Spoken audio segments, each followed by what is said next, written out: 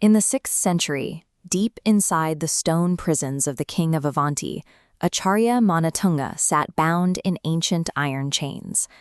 Manatunga viewed these physical walls as a secondary enclosure. To him, the real prison was far older and significantly more complex. He was addressing the reality of samsara, the turbulent, repetitive cycle of birth, death, and rebirth. This cycle tethers the human soul, finding it through the weight of earthly attachments and unresolved suffering. Manatunga did not struggle against his physical bindings. Instead, he initiated a profound inward shift.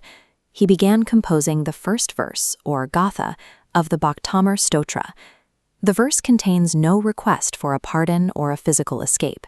It is a statement of absolute spiritual surrender. Manatunga's work operates on the premise that liberation starts by recognizing our deepest confinement is spiritual and that pure devotion is the mechanism to end it. The verse opens by establishing a massive cosmic scale with the words Bhaktamara Pramata. It describes celestial gods lowering their jewel-encrusted crowns right to the feet of Lord Adinath, the first Tirthankara. The polished dark stone statue captures a specific state of tranquility. Lord Adinath represents a conqueror successfully detached from the physical world. The poetry uses a visual metaphor to describe this encounter. The pure, divine glow emanating from the Tirthankara's feet strikes the jewels in the gods' crowns, intensifying their radiance. Then the verse shifts to the metaphysical action it triggers, using the phrase udyotakam dalita. It introduces papa, malignant karma. It describes this karma not as a list of transgressions, but as a dense, suffocating darkness enveloping the soul. The verse describes a specific process. The light of devotion acts with the precision of a laser, where a single point of radiance shatters the dense field of karmic darkness. In the Jain tradition, devotion is an active, purifying energy capable of neutralizing accumulated negative karma. The second half of the verse moves focus from the celestial gods to struggling human beings.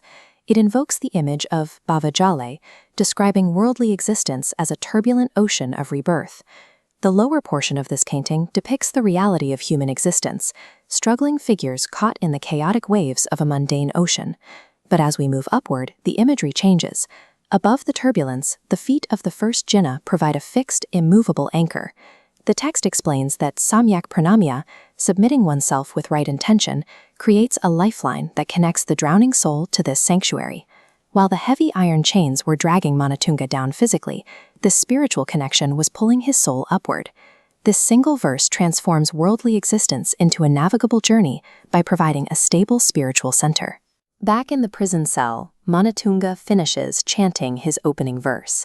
According to the account, as he finished the verse, the heavy iron locks broke, and the physical chains fell away from his body. The underlying logic is that by centering on the perfection of the jina, the devotee begins to mirror those same qualities within their own consciousness. This shift toward inner purity is physically represented in Jain temple architecture, where pristine white marble visualizes the unblemished state of a liberated soul. This focus allows the soul to expand outward, represented here by the complex, concentric lotus carvings on the stone ceiling. The first verse of the Bhaktamar stotra demonstrates that even in life's most turbulent oceans, the combination of humility and devotion remains the most effective path to liberation.